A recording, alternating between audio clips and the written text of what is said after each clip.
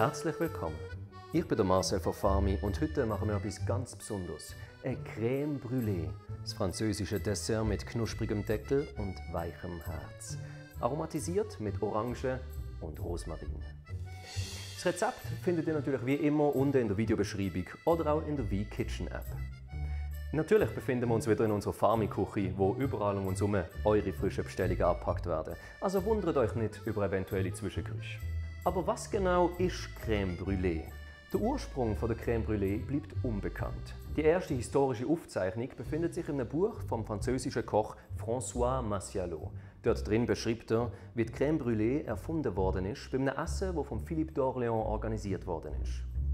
Der François Massiaot hat das Gefühl, die Creme ist noch zu kalt und hat sie aufwärmen. Er hat eine geniale Idee, wie er das machen will. Er hat ein Bügeleisen genommen und hat es oben über den Zucker, der auf dem Gebäck gelegen ist, geführt. Das hat dazu geführt, dass der Zucker karamellisiert ist, wodurch letztendlich die Crème Brûlée entstanden ist. Das Dessert zeichnet sich aus durch seine feine, weiche Textur und die dünne, knusprige Karamellschicht oben drüber. Du kannst das Dessert ganz nach deinem persönlichen Geschmack personalisieren. Also zögere nicht, zum Beispiel Sojamilch oder Kokosmilch statt Kuhmilch zu benutzen. Und füge deine Lieblingsaromen dazu. Entweder süß oder salzig. Mach's so, wie du gerne hast. Also Vanille, schwarzer Tee, Lebkuchen, Safran, Ahornsirup, Tomate, Kaffee oder Lavendel. Mach's das Ganze so, wie es dir schmeckt. Wir machen heute eine süße Version von dem klassischen Dessert. Eier sind eine Hauptzutat von diesem Dessert, also wollen wir sicher gehen, dass sie ja wirklich frisch sind. Wir benutzen Eier von unserem Produzenten Uhlenhof. Und ein kleiner Tipp, wie erkennt man eigentlich wirklich, dass Eier frisch sind? Füll eine Schale oder ein Glas mit ca. 10 cm kaltem Wasser und leg das Ei vorsichtig rein. Sehr frische Eier sinken auf den Boden und legen sich auf die Seite. Wenn ein Ei am Boden bleibt, aber auf seinem kleinen Ende steht, ist es noch gut zum Essen. Es ist nur nicht mehr ganz so frisch. Wenn die Ei jedoch anfängt zu schwimmen, auch nur ein kleines bisschen, ist es besser, es nicht mehr zu essen.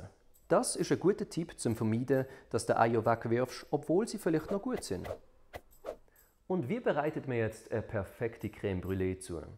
Die perfekte Crème Brûlée ist cremig und seidig. Etwas, das auf dem Löffel hebt, etwas, das sich am Gaumen seidig anfühlt.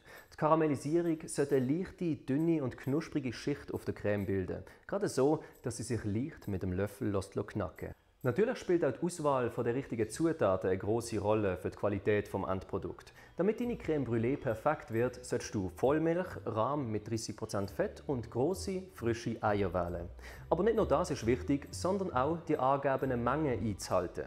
Denn bei Crème Brûlée handelt es sich um die perfekte Balance zwischen Milch, Rahm und Eigelb. Aber der letzte Schliff, das Kirsi auf dem Kuchen oder in unserem Fall besser gesagt der Zucker auf dem Rahm, ist die Karamellisierung. Der heiße Kontrast zwischen dieser dünnen Schicht karamellisiertem Zucker und der kalten Creme ist es, wo die Crème Brûlée so köstlich macht. Aber ist Zucker nicht ungesund? Oder gibt es vielleicht gewisse Zuckerarten, die besser sind als andere? Der Körper baut Zucker, Saccharose, unabhängig von seiner Quelle auf die genau gleiche Weise ab. Die Geschwindigkeit, mit der der Zucker absorbiert wird, kann jedoch variieren, je nachdem, ob es sich bei der Quelle um ein festes oder ein flüssiges Lebensmittel handelt, also zum Beispiel um einen Äpfel oder Äpfelsaft. Zucker ist eine wichtige Energiequelle, wobei Glucose die wichtigste Zuckerart für den Körper ist. Das menschliche Hirn zum Beispiel braucht etwa 130 Gramm Glucose pro Tag zum Funktionieren. Glucose kann in einer Vielzahl von Lebensmitteln gefunden werden, einschließlich Früchte, Gemüse und Honig. Aber widmen wir uns jetzt kurz ein paar der häufigsten Fehler, die uns heute bei der Crème Brûlée passieren können und wie wir sie vermeiden können. Crème Brûlée wird traditionell in eher breiten, flachen Förmchen gebacken. Das Wichtigste an diesem Dessert ist die ausgedehnte, karamellisierte Zuckerschicht oben drauf. Eine breite, flache Form führt dazu, dass das Verhältnis von Zucker zu Creme optimal ist und eine beeindruckende Zuckerkruste entsteht. Wenn die Förmchen allerdings zu tief sind, dann braucht die Creme länger zum Backen, was dazu führt, dass der Rand zu fest und die Mitte zu wenig durch ist. Ganze Eier verwenden. Die Creme von der Crème Brûlée soll zitternd und zart, aber fest und trotzdem cremig sein. Eiweiß wird dazu führen, dass die Creme erstarrt und eine zu feste Konsistenz kriegt. Wegen dem wird bei diesem Rezept nur Eigelb und keine ganzen Eier verwendet. Aber bewahre das Eigelb trotzdem im Kühlschrank auf und verwende es für etwas anderes, zum Beispiel für Baiser. Punkt Nummer 3. Wasser in der Creme. Creme Brûlée wird im Wasserbad gebacken, um ihre seidig zarte Konsistenz zu kriegen. Das Wasser leitet die Wärme und sorgt dafür, dass die Creme sanfter und gleichmäßiger gebacken wird. Aber ein Heißwasseransatz ist eine Gefahrenzone für die Creme Brûlée. Wenn nämlich Wasser in die Mischung kommt, dann sorgt das dafür, dass die Konsistenz ruiniert wird. Die Oberfläche wird bröckelig und das Innere matschig. Hier ein kleiner Tipp zu dem Ganzen. Nimm Alufolie und wickle deine Förmchen so ein, dass die Alufolie höher ist als der Rand der Förmchen. Wenn nämlich jetzt beim Transport vom Becken Wasser aufspritzt, dann trifft es die Alufolie und nicht die Mischung. Zum Glück haben wir unseren V-Zug Kombi-Steamer, mit dem das Backen von der perfekten Creme Brûlée ohne Wasserbad gelingt. WeKitchen macht es dir noch leichter, deine Gäste zu begeistern. Die App begleitet dich mit unseren Food Experts durch den Küchenalltag. Schweizer Foodbloggerinnen, Spitzenköche und Gastroprofis teilen mit dir ihr Wissen.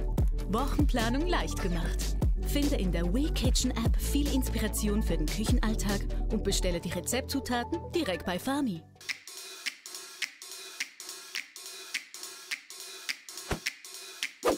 Los geht's mit der Creme Brûlée. Für das brauchen wir Rahm, Milch, eine Prise Salz, eine Prise langt, Kristallzucker, frische Eier und schaut, dass sie wirklich frisch sind. Und natürlich Rosmarin, Orangenschale und Cognac. Zuerst Milch, Rahm, Zucker und Salz in einen Topf tun und unter ständigem Rühren leicht erhitzen, bis sich der Zucker gelöst hat.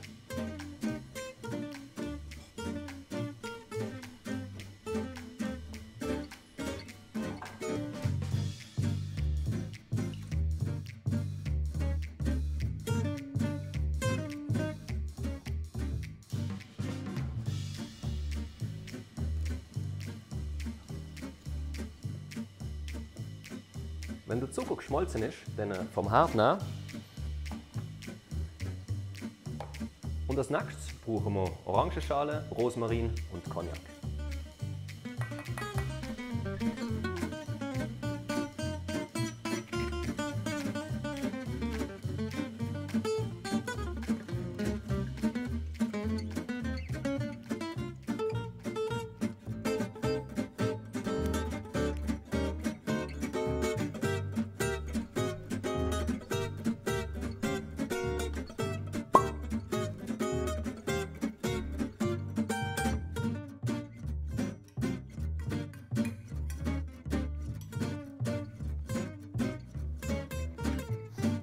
Jetzt, wo die Pfanne abgekühlt ist, 1 Stunde in den Kühlschrank.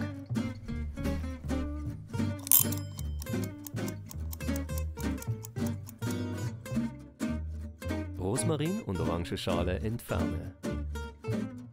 Und zwar alle. Eigelb gut verquirlen und in den Topf geben. Moment, Eigelb? Marcel, Eier trennen ist einfach. Nimm's Ei. Mach's auf. Du kannst es.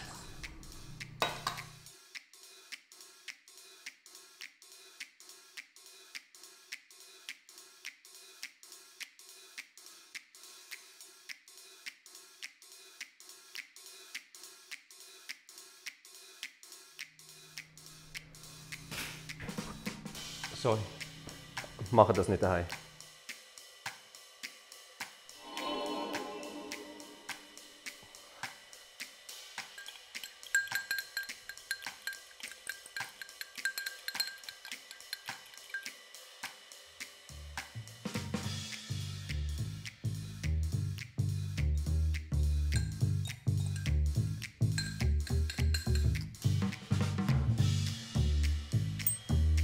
Con Rico.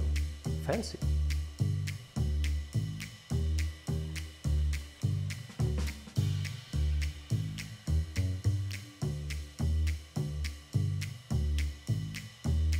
Jetzt das Ganze sieben.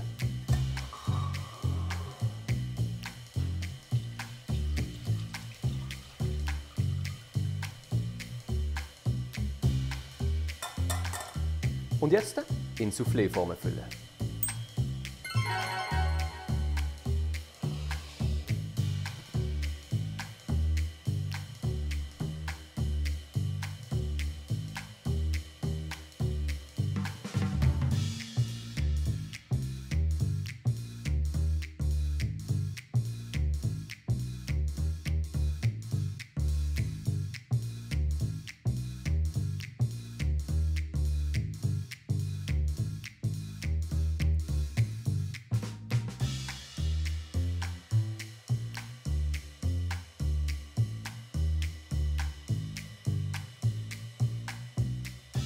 Jetzt bei 90 Grad 30 bis 35 Minuten in Dampfgarer. Wir benutzen für das unsere V-Kitchen App. Ganz einfach senden wir alle Einstellungen an unseren V-Zug-Steamer. Assistent. Das haben wir schon gemacht. Und senden. V-Zug.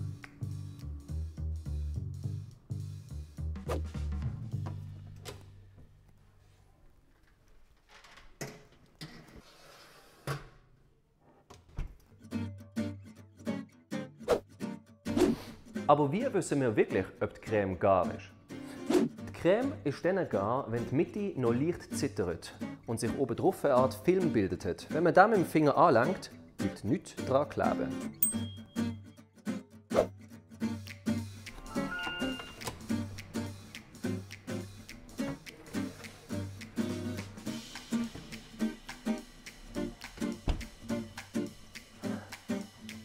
Jetzt das Ganze abkühlen lassen und nachher kommt es 4 Stunden in den Kühlschrank. I'll be back. Kühlschrankzeit. Vor dem Servieren kommt jetzt das Karamellisieren. Das heisst, einen halben Esslöffel Zucker über die Creme streuen und dann mit einem Flambierbrenner drüber. Aber was ist eigentlich Karamellisierung? Karamellisierung passiert, wenn Zucker Hitze ausgesetzt wird. Dabei werden Verbindungen freigesetzt, die den Geschmack und die Farbe des Zuckers verändern. Der unmittelbare Effekt ist die Verdunkelung der Farbe des Zucker. Als Kohlehydrat färben sich die Zucker, die in Stärke, Früchte und in Gemüse vorkommen, goldbraun und bilden neue Geschmacksstoffe, wenn sie hohen Temperaturen ausgesetzt werden. Die Umwandlung wird Karamellisierung genannt und es ist buchstäblich der Prozess, wo Zucker zu Karamell werden lässt. Normalerweise benutzt man für das einen Flambierbrenner, aber wie funktioniert es denn ohne? Nicht jeder hat einen Brenner, aber das bedeutet nicht, dass du von der Zubereitung von dem feinen Dessert Abstand nehmen sollst. Du kannst die Karamellisierschicht auch herstellen, indem du einige Tropfen von einer Spirituose wie Rum, Orange oder Zitronenlikör leicht erwärmt auf die Creme gießt und sie flambierst. Du hast keine Lust, Alkohol zu verwenden? Kein Problem. Benutze einfach den Grill im Backofen. Zum Glück haben wir Limoni und einen Brenner. Das heisst, wir können karamellisieren und haben etwas zu trinken. Aber wie benutzt man jetzt einen Flambierbrenner richtig und macht eine gute Karamellisierung damit? Nun, zuerst tut man eine dünne Schicht Zucker gleichmäßig über die Creme streuen.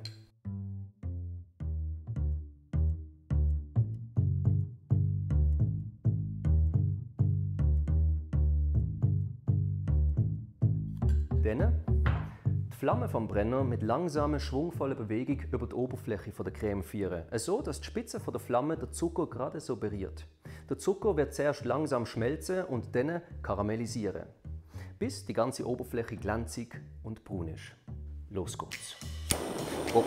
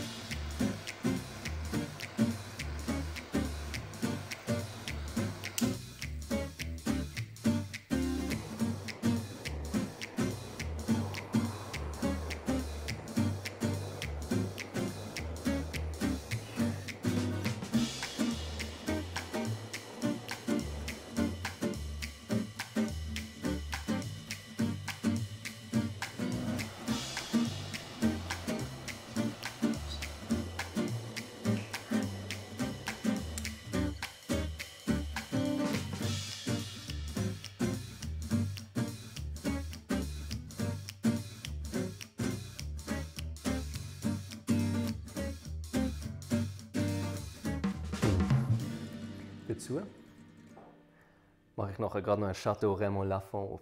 Aber jetzt muss ich zuerst probieren.